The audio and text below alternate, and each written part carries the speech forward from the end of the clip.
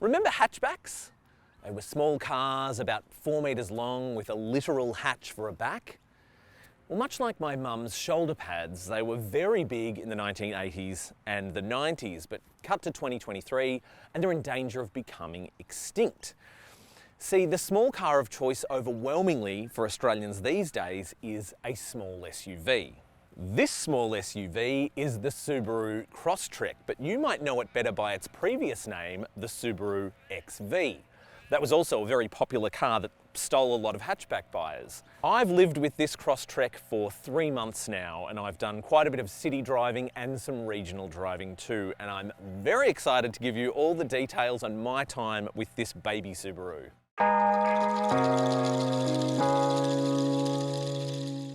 As mentioned, what was the XV is now the Crosstrek.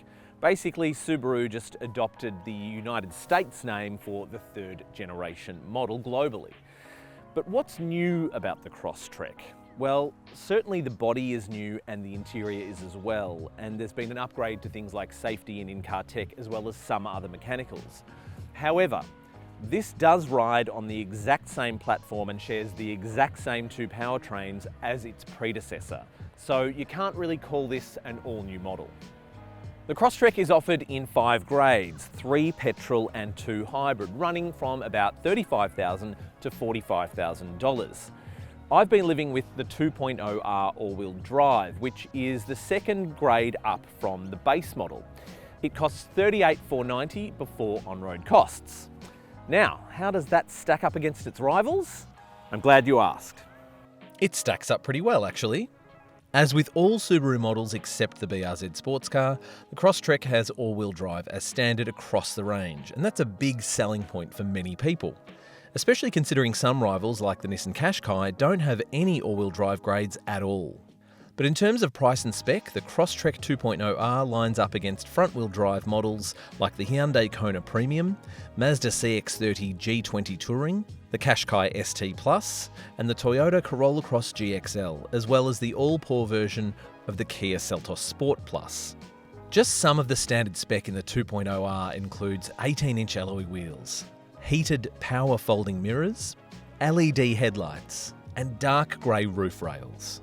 Inside you'll find 8-way power driver's seat, heated front seats, dual zone climate control, paddle shifters, a 4.2-inch information display unit, auto stop start, an 11.6-inch digital multimedia screen with wireless Apple CarPlay and Android Auto, and DAB digital radio. But it misses out on built-in sat-nav. So overall, the list is more than adequate given the model's position in the lineup, but about on par with rivals. For more details on the spec, check out the written review at carsguide.com.au. If you're familiar with the first 2 generations of the XV, the Crosstrek will be immediately recognisable as their successor. And I think it's a nice progression from that original model. I actually think Subaru has nailed the design brief with the Crosstrek, especially with the high ride height and the black plastic body cladding. It gives it a rugged kind of go-anywhere look. To be clear, you probably can't go anywhere in the Crosstrek. It is capable of some light off-roading, but don't go crazy. So the slimline headlights and tail lights and just the overall design aesthetic give this a much sharper look than the XV. And I think it looks really good in the metal, especially in this offshore blue paint colour. Yes, Subaru says this colour is blue. To me, it looks like a grey-green. Wait, is this like that dress that was white but also blue? It's definitely a case of function over form when it comes to Subaru's interior design. It's not as busy and visually unappealing as the XV, but there's still a bit going on in the cabin. The big 11.6-inch screen, which houses a lot of functions, has reduced dash clutter, but Subaru designers are clearly not fans of minimalism. What it lacks in design finesse, it makes up for with build quality. There's a feeling of robustness to the materials and the interior elements that is very Subaru. It's a solid little car. So I'm sitting here in the driver's seat of the Crosstrek, and like a lot of Subarus, it's got a really, really good driving position. It's quite easy to find. The seats are power adjustable on the driver's side. It just feels like you're nicely ensconced in the car and you never feel like you're on the car. And it's just, I don't know, the perfect space between the seat and the steering wheel. Again, it's all adjustable, but Subaru does that really, really well. One of my favourite things about the Crosstrek generally are these seats in this grade. I'm not a big fan of leather seats, particularly in kind of more affordable cars. Sure, a Mercedes-Benz S-Class, I get it, but something like this, I much prefer fabric. And I think this fabric is fabulous. I love the look of it. And these are some of the most comfortable seats I think I've ever experienced in an SUV. If anything, they could do with a tiny bit more thigh support, but that's really my only complaint there. In terms of amenities, there's no shortage of that in the Crosstrek. Again, that's a bit of a Subaru thing. You've got a wireless charger down here. There's an auxiliary USB-A and USB-C port, 12-volt port down here. I quite like the old school heated seat switches over here. They're not particularly modern, but I quite like them. And I've had this car during some quite cold weather in Melbourne.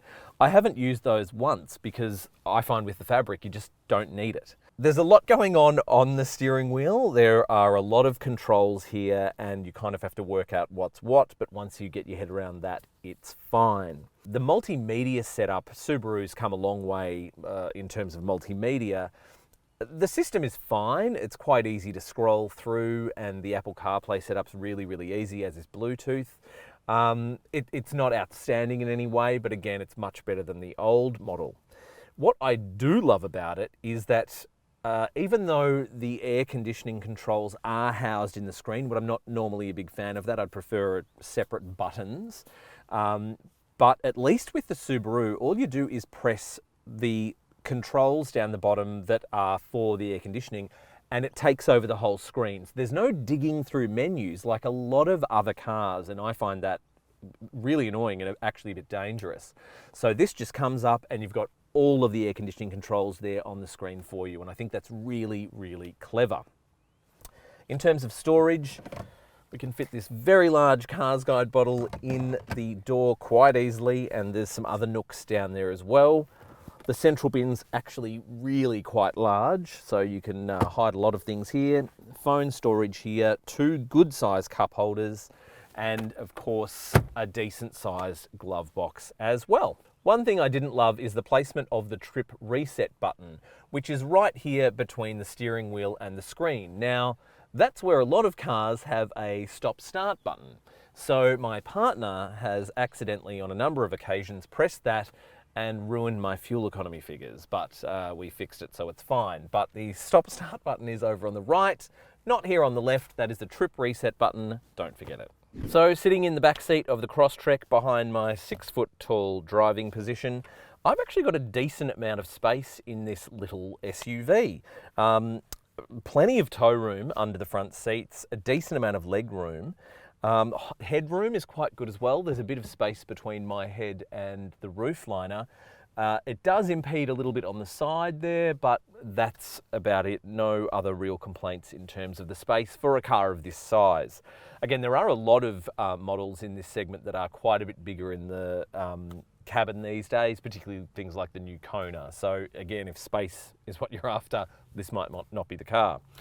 Amenities wise, you've got things like a USB-A and USB-C port back here and 1 map pocket on the passenger side. There are no air vents, which is disappointing.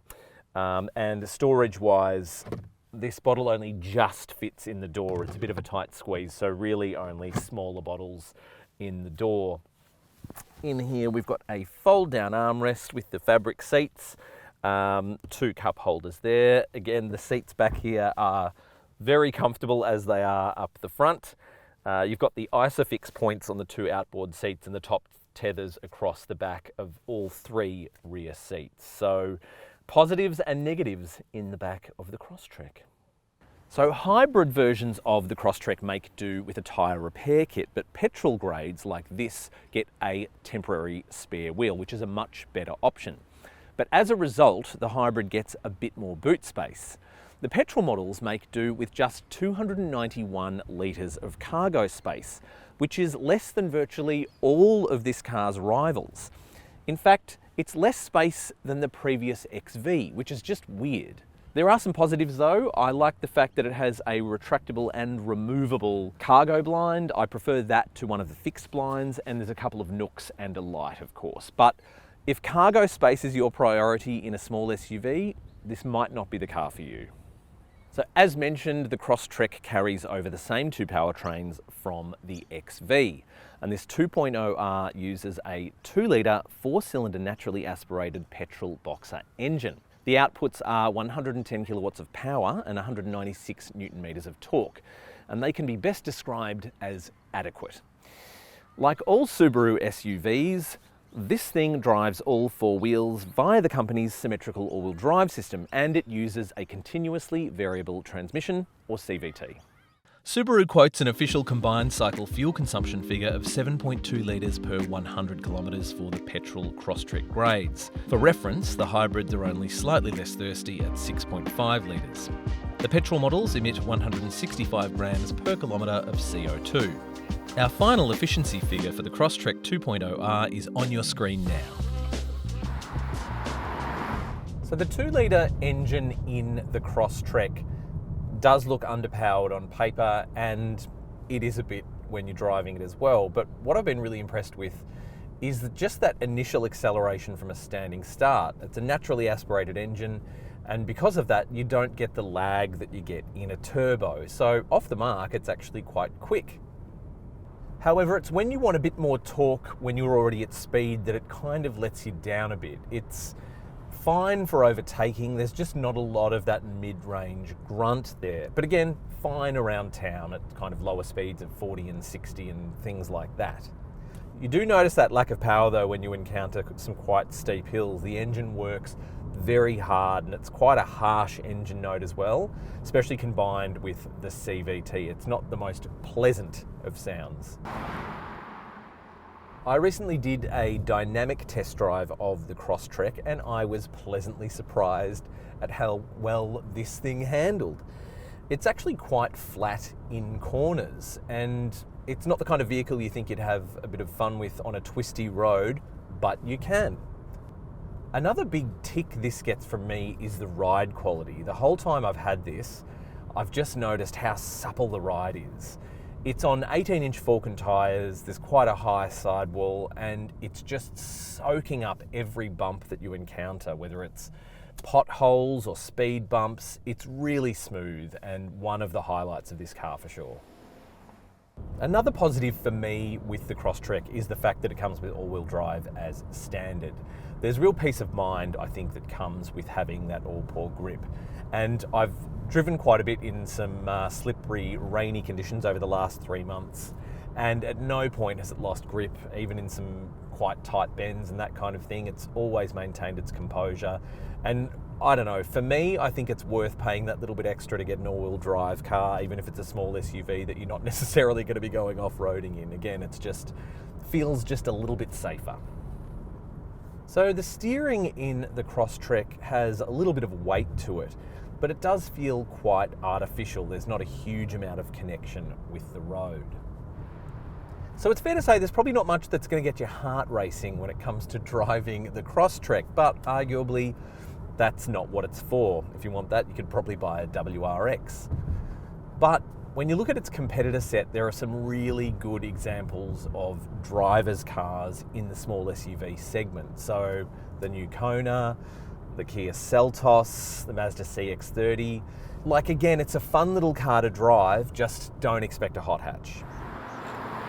So the Crosstrek is yet to be tested by ANCAP. However, I suspect it will be tested in the coming months when the Impreza, which is mechanically related to the Crosstrek, goes on sale. But don't let that turn you off, because Subaru's been prioritising safety for about a decade now, and the Crosstrek, even at the base level, is packed with driver safety aids. All Crosstrek grades come standard with the full suite of Subaru's EyeSight active safety offering, and that includes things like adaptive cruise, emergency lane keep assist, autonomous emergency steering, AEB, and a lot more. Check out my detailed written review at carsguide.com.au for full safety details. The Crosstrek is covered by Subaru's 5-year unlimited kilometre warranty and a 12-month roadside assistance program. The servicing schedule is every 12 months or 15,000 kilometres, whichever occurs first, and that is as it should be. Subaru offers capped price servicing for the Crosstrek, and that will cost you $1,240 for 3 years or $2,373 for 5 years. I've definitely enjoyed my time living with the Crosstrek for the past 3 months. There's a lot to like about this car. I think Subaru has nailed the styling.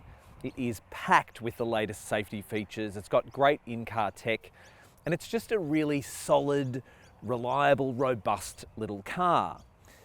It is, however, lacking when it comes to cargo space, and I think the aging powertrain does let it down a bit too. But if you can look past those things, the Crosstrek won't disappoint. For more on the Subaru Crosstrek, head to carsguide.com.au.